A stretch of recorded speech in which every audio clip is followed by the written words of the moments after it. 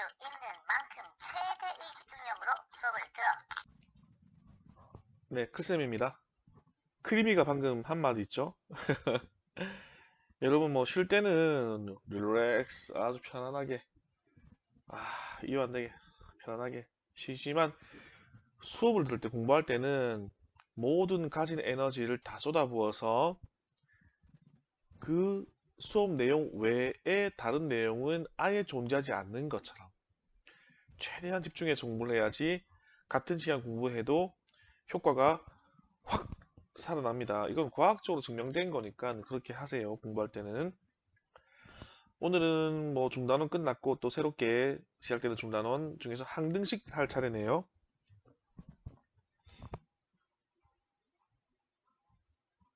항등식. 항등식이라는 제목이 있으면 또 물어보겠지. 항등식에 대한 정의가 뭐니? 항등식의 정의가 뭐니? 물어볼 건데 우리가 알고 있는 등식에는 두 가지 종류의 식이 있습니다.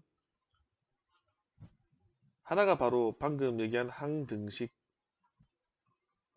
한자를 많이 아는 친구들은 이름만 봐도 알 텐데 요즘에는 한자 공부를 많이 안 하는 것 같더라고. 사실은 영어보다는 한자 공부를 많이 해야지 국어를 더 잘 이해할 수 있거든. 그 다음에 방정식. 이런 식으로 우리나라가 세계에서 주목받고 잘 나가고 하다 보면은 나중에 우리 국어가 어느 순간 영어만큼 영어 이상의 세계적인 언어가 될지도 모르겠습니다. 기대를 좀 걸어봅시다. 자, 등식은 뭐냐면 이런 등호를 사용하는 식이야. 같다 이게 등호. 그 등식에는 항등식이 있고 방정식이 있대요. 항등식이 있고 방정식이 있고. 그러면 둘 다의 공통점은 등호를 사용한다는 것이고, 그리고 이 식들에는 미지수가 나올 거야. 주로 뭐 우리 x, y, 지 이런 걸 쓰는 거지. 근데 차이점도 있겠죠. 어떤 차이가 있냐면 항등식은 어떤 값을 이 미수에 어떤 값을 넣더라도 대입하더라도 항상 성립이야. 항상 성립. 이 특정 문자에 어떤 값을 대입하더라도 항상 성립. 그 식이 항상 성립해. 그런데 방정식은 이 미지수 특정 문자에 특정 값을 대입했을 때만 성립하는 거야. 예를 들어 볼게요. 방정식은 여러분들 이미 많이 배웠어. 뭐 예를 들어 제일 간단한 거. 자, 등식이고 여기 특정 문자인 미지수가 있겠죠. 얘가 얼마를 가질 때 이 등식이 성립합니까? 얘가 1일 때만 성립해. 근데 항등식은 예를 들어서 x 빼기 1의 제곱이 있다. 우변에는 x제곱 마이너스 2x 플러스 1이라는 값이 있다. 그러면 이러한 등식이 주어졌는데 요거 x에 얼마를 넣어야 성립하는가 찾아보세요. 0 넣으면 성립, 1 넣으면 성립, 마이너스 2분의 1 넣으면 성립, 0.857을 넣으면 성립. 해서 요 식은 x에 어떤 값을 넣더라도 무조건 성립입니다. 이건 2입니다. 2 제곱이니까. 무조건 성립해.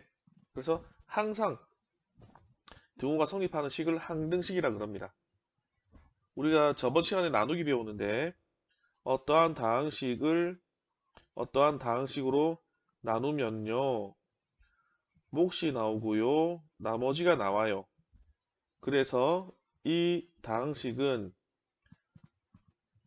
요각과 몫을 곱한 데다가 나머지를 더하면 됩니다. 해서 이러한 식이 나오지. 이 식도 항등식입니다. 왜? 이 좌변에 있는 식의 값과 이 우변에 있는 식의 값은 똑같은 값을 가지니까. 됐습니까? 근데 문제에서 식을 딱 주는데 아주 친절하게도 이 식이 항등식인데 얘를 뭐 어떻게 이렇게 설명하진 않아요. 이 식이 항등식이다라고 그 이름을 바로 알려주는 것은 아주 초보적인 수준의 문제인 거고 일반적인 문제는 보통 x 값에 관계없이 또는 모든 x에 대하여 또는 임의의 x에 대해서 또는 어떤 x의 값에 대하여서도 항상 성립하는 등식이라고 줄 거야. 일반적으로는 이런 표현을 쓸 거거든. 근데 이런 표현을 외워야 되나? 외우는 거 아니고 그냥 이해하시면 됩니다. 즉 x에 어떤 값을 대입하더라도 성립한다라는 의미가 되면은 항등식을 말하는 겁니다. 됐지? 그래서 항등식에 대한 정의는 그 특정 값에 어떠한 값을 대입하더라도 항상 성립하는 등식, 이게 정의고. 근데 얘는 성질이 있어. 문제 풀 때 이제 요 성질, 항등식의 성질을 많이 이용하거든. 첫 번째, ax 더하기 b가 0이야. 얘가 만약에 항등식이라면, x에 대한 항등식이라면 무엇이 항상 성립할까요? 이걸 물어보는 건데, 여기 어떤 값을 넣더라도 이 식이 성립해야 돼. 그렇게 되기 위해서는 a가 0이고 동시에 b도 0이어야 합니다. 그러면 이제 x 얼마 넣어도 이 항도 0이고 이 항도 0이라서 0과 0을 더해봐야 0과 같겠지. 성립하겠지. 또는 a가 0이고 b가 0이면은 이 식은 x의 값에 관계없이 항상 성립하겠지. 그래서 이 표시는 양쪽이 둘 다 참입니다의 표시거든. 얘이면 얘이고 얘이면 얘입니다. 둘 다 참일 때 이렇게 화살표로 두 줄 그어서 화살표로 표현합니다. 되겠나? 그 다음에 ax 더하기 b는 a 프라임 x, 이걸 그냥 프라임 쓰지 말고 cx 더하기 d 이렇게 표현해 볼까? 얘가 만약에 항등식이라면 무엇이 성립해야 할까? 이 위에 거랑 똑같은 거거든. 여기 cx를 이 항에서 ax랑 묶어보면 a-c x가 될 것이고, 아이고 미리는 하지 말고 더하기 b, 얘 d를 이항하면은 b 빼기 d는 0이 될 거 아니야. 그러면 x의 개수가 0이었고 상수항이 0이면 항등식이라면서, 그럼 x의 개수는 얘가 0이고 상수항 얘가 0 되려고 그러면 a와 c는 어떤 값을 가지고? 같은 값을 가지고요. 그 다음에 b와 d는 같은 값을 가지고요. 이게 뭐냐면 개수를 비교하는 겁니다. 1차항끼리 같고요. 상수항끼리 같고요. 1차항끼리 같고요. 상수항끼리 같고요. 그러면 좌우에 있는 식이 서로 같기 때문에 얘는 항등식이 될 수밖에 없습니다. 그런 내용입니다. 그 다음에 뭐 2차가 되어도 상관이 없어요. 2차가 되어도 얘는 성립합니다. 얘가 만약에 항등식이라면 어떤 조건이 갖춰져야 되는데 1차랑 똑같다는 거야. A도 0, B도 0, C도 0이면은 항등식입니다. 됐습니까? 1차에서 했던 것처럼 우변에도 식을 하나 0 말고 식을 적어 볼게요. 이때 좀 기니까는 프라임 씁시다. A 프라임 X 더하기 B 프라임 Y 더하기 C 프라임, 얘가 항등식입니다. 그럼 어떤 조건이 갖춰지면 됩니까? A랑 A 프라임, 제곱이 빠졌네. 이거 다 X에 대한 식이었지? sorry. 자, 2차항의 개수끼리 같고요. 그리고 1차항의 개수끼리도 같고요. 상수항끼리도 같으면 됩니다. 요거지. 이게 뭐냐면 항등식의 성질 해서 문제 미안, 갑자기 지나가네. 이게 뭐냐면 항등식의 성질, 중요한 내용이니까 요것도 잘 이해를 해 두시고요. 그러면 뭐 시간도 있고 하니까 이거 알아보자. 요 외에 A가 0이고 B가 0이 돼야 되는데 한번 알아볼까? 항등식의 정의상 X에 어떤 값을 대입해도 성립한다면서, 그럼 여기다 X에다 뭘 대입해 볼 거냐면 처음에 0 대입해 볼 거야. 0. 그럼 A 곱하기 0 더하기 B는 0 되겠지. 그럼 얘는 0이니까 그냥 소고, 그래서 B의 값은 얼마나 나온다고? 0. B는 0 나오지. 그럼 B가 0이잖아. 그럼 식이 AX 더하기 0은 0이니까 AX는 0이 되겠지. 그럼 여기 X에 얼마 대입하냐면 1 대입해봐.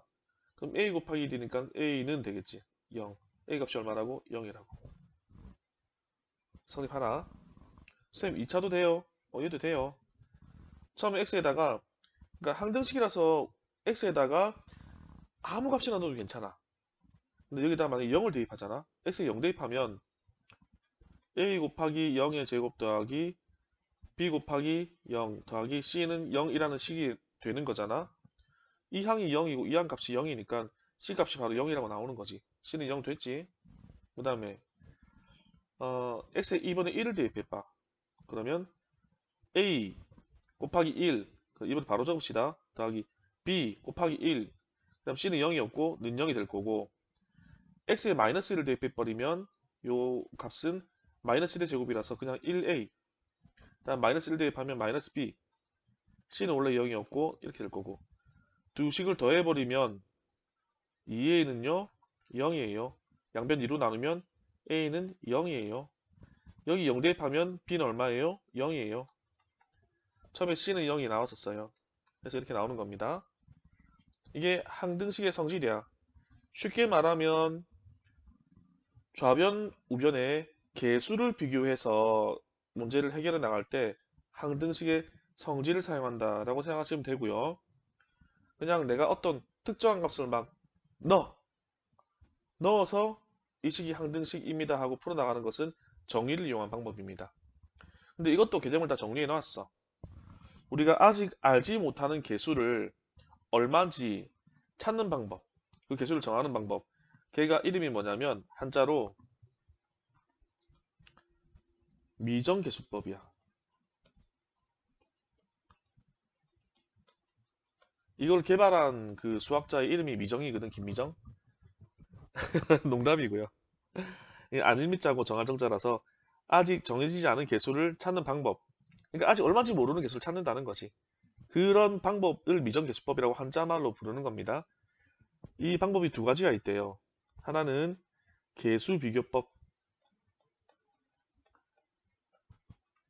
그러니까 서로 개수를 비교하겠다는 겁니다. 두 번째는 수치대입법. 어떤 수치, 어떤 값을 대입해서 찾겠다는 거지. 개수비교법에 대한 예를 좀 들어볼게요. 개수비교법. 위에 걸 끌어다 쓰기가 조금 번거로우니까 새로 씁시다.